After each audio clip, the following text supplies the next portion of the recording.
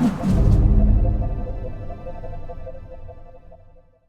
now we're joined by Kyle Van Noy, linebacker. We've gone Riley Nelson, Ethan Monomailuna, Michael Lisa, and now with you, Kyle. Who's the best looking? Who's the best looking? I'm Me, just of kidding. course. Oh, okay. That was an easy one. Yeah, all right. I'm asking the questions here, Kyle. All right, my bad. Here we are, second annual BYU Football Media Days. You look forward to Independence. How excited are you for the season? Yeah, thanks for having me, by the way. Oh, for sure.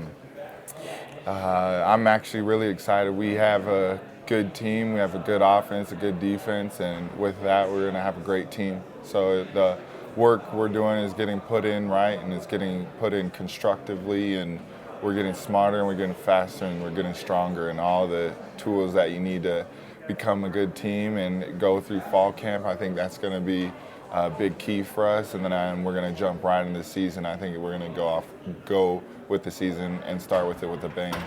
This morning, Trevor Matich told me he thinks this year's defense will be one of the best in BYU history. Accurate? I can't say that yet, but potentially, yes, it could be. And I would be happy to be a part of it. And I'm just happy to be involved with the defense and be on the defense. And I think it's going to be a good year. What needs to happen then for at the end of the season for you to tell me this was the best defense BYU's ever had?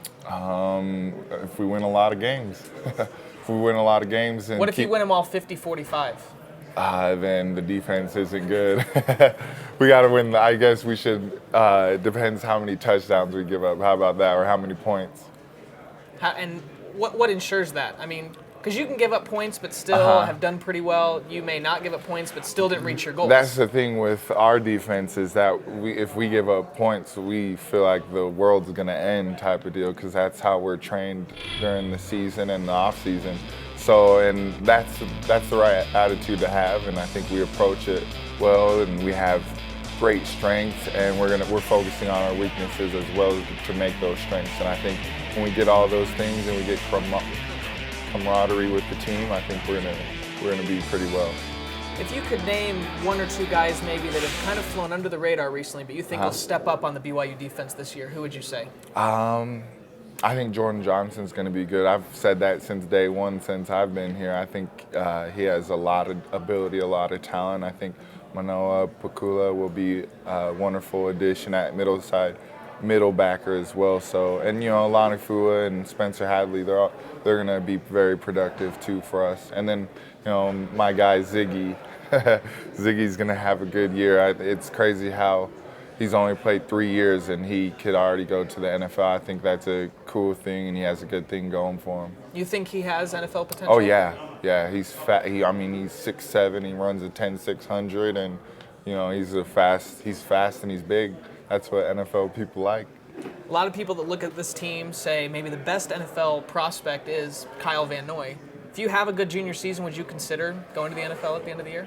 That's a conversation that I have to have with my parents and with Coach Mendenhall, and then anyone else that I'm very close with, and I got to look at the best opportunity for me. So it's gonna come to a decision later. I'm just focusing on college football right now. So it's not a closed discussion. I mean, for right now it is, but you're not completely close to it. That's something that you'll discuss later. Yeah, correct. A lot of people bring it up. A lot of people talk about it, ask, but so it doesn't go by my mind. But I do think about it. But at the same time, I'm on the BYU team. I'm not thinking individual at all. I'm thinking how I can get the team better and how I can better myself.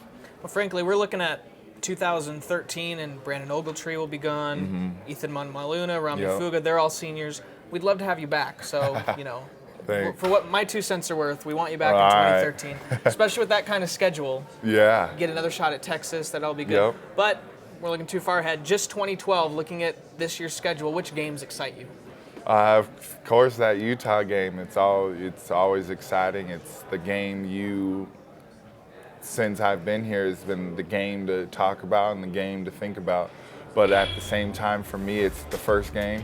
That's our first goal, and that's what I'm looking forward to, is playing a team that is coached by Mike Leach. He has a really good program, and so going against him is going to be our first obstacle, and we're gonna go against that, and we're gonna be happy to go against a team like that. When you look, you mentioned the Utah game. After the way last year's game went, how important is it to get another shot at the Utes? It's going to be good. I don't really want to say too much before I get in trouble. Don't give them any bulletin board material. Serious. Oh, I wouldn't mind doing that either. Okay. But, you know, they're Utah and we're BYU, and what we can control is how hard we work, and that we're doing a pretty good job of it. When I talked to Riley Nelson earlier, we mentioned how Tom Homo and Bronco Mendenhall in the State of the Program said it's really in Utah's court right now whether or not the rivalry continues. BYU wants to, it's kind of up to them. Do you feel, though, as players on the field, maybe the best thing that you can do is to beat them so that they want to continue the rivalry, because they don't want the last taste in their mouth to be that we lost at home? Yeah, and at the same time, I think they're going to get, if they, how do I say this without saying something bad? If we do win, then I think they still won't play us just because they play in the Pac-12 and they find that that's a tough schedule. You know, we're a trap game, so I believe they're looking more ahead of their schedules, like the 14-15 seasons on upcoming of who they're going to play. Right. They don't want to play BYU because they want to play an easier schedule. That's why they scheduled Michigan today for 2014, 2015. Nice. Sounds good. They're just trying to go for an easier schedule, apparently. Yeah. Question coming in from Twitter. How do you think it'll be different this time around going up playing in Salt Lake? Oh, it's the same. It's going to be fun.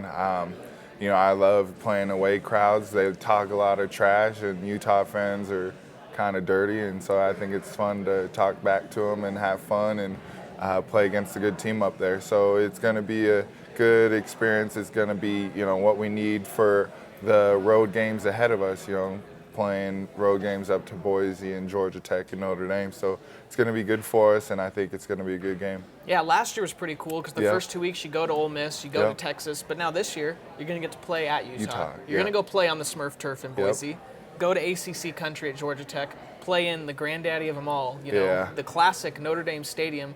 How cool is it going to be to get to play in all those stadiums? It's a humbling experience. You, as a kid, you would dream about playing in big stadiums and get a chance to even play college football. So I'm just happy to be able to travel there and happy to play in games like that. Just playing in those games is one thing, but what would really help the program is obviously to win. Is that a goal? I mean, that's got to be a goal. Obviously, we're going to go into these places and win. Yeah, we're starting small, though. We're going to start with the first game and work to Weber State, then Utah. So I think when we have that attitude and take one game at a time, then we'll ultimately get our ultimate goal. You excited that you'll get to play on the opening day of college football on Thursday night? Oh, yeah, that's going to be cool. That's when everybody's watching. That's the chaos of everything, or the chaos of when it gets to start is college football. So I'm happy to be playing on a Thursday and happy to be playing in front of a home crowd and get family to come watch. How different is that when you're playing, I think 2 Thursday night games this year, 2 Friday night games? Does that change preparations? It does. I think it's gonna be challenging. You know, we go from playing Utah on Saturday to a Boise game on Thursday. I think those are gonna be challenges that we're gonna face, and I think it's gonna be a positive thing we're gonna face. You know, you have growing pains in any season. I think that's gonna be a good thing, and I think our team is super smart, and we have a lot of veterans that I think we know the drill nowadays to where we can play games back to back to back if we needed to. Is that worth it, though, the trade-off to know that you're going to get that better exposure that people are going to watch? Yeah, I think it is. I mean, we're still young at the same time. We're not too old, or some of us on the team.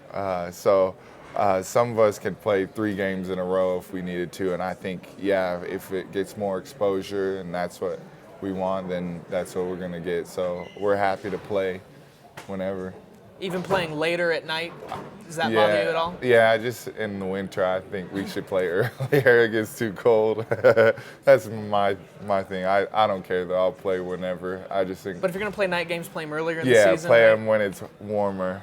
And not in November. Play more of the afternoon games there. Yeah. How great has it been though to know that people all over the country, all over the world, can watch because you're on ESPN, you're on BYUtv. It's cool, you know. I get family members, phone calls, texts after the game. I get friends that I haven't talked to in a while. I say, hey, saw you on ESPN. You know, it's cool. You get people that aren't able to come to your games to watch, and it's exciting, and it's it's cool. It's a lot of exposure for not only the team but yourself as well.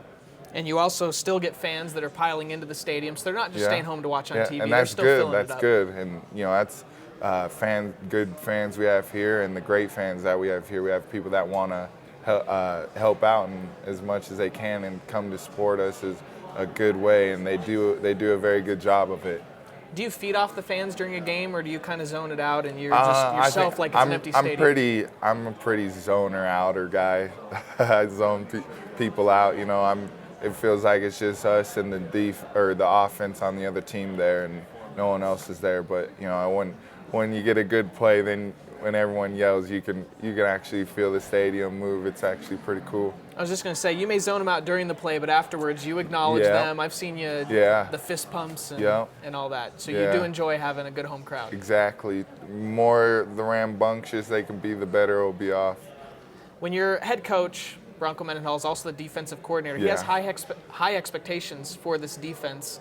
Is that put pressure on you, or are you guys feeling like we can rise to these expectations? No, because we know they are. I would expect nothing less. So, to be able to work with guys on our defense and to work hard and to prepare like you're the best, you hope to be the best. So that's our goal, is to be the best defense, and that's what we prepare for, and I expect nothing less. Last year we heard that it was one of the best off seasons ever and how special this team was going to be, and then it kind of sputtered at the start. Yeah. What do you think has been different this off season that maybe says, no, Leadership. really this is going to be the key? I think leadership has been a key value for us. We have a lot of leadership and a lot of return players coming back, and I think that's going to benefit us and get the younger guys more involved and help them get ready. Have you seen the player-run workouts be more efficient than during the offseason because of that? Yeah, I think they've been structured better, and I think they've been ran better, and a lot of it comes from our leadership of Riley Nelson. He's our guy, and that's who we back up, and with him, he helps out everybody. Guys staying healthier, because I know during spring football it seemed like more guys were hurt than not. You were one of them. Yeah, I was hurt. I was one of those guys on the bench. But everyone's starting to get healthy and coming together, so it's going to be fun during fall camp, a lot of competition. Okay, Kyle, we look forward to seeing you once fall camp starts in August, and then, Thursday night here in Provo against Washington State, playing against the Pac-12. Thanks for being here with us.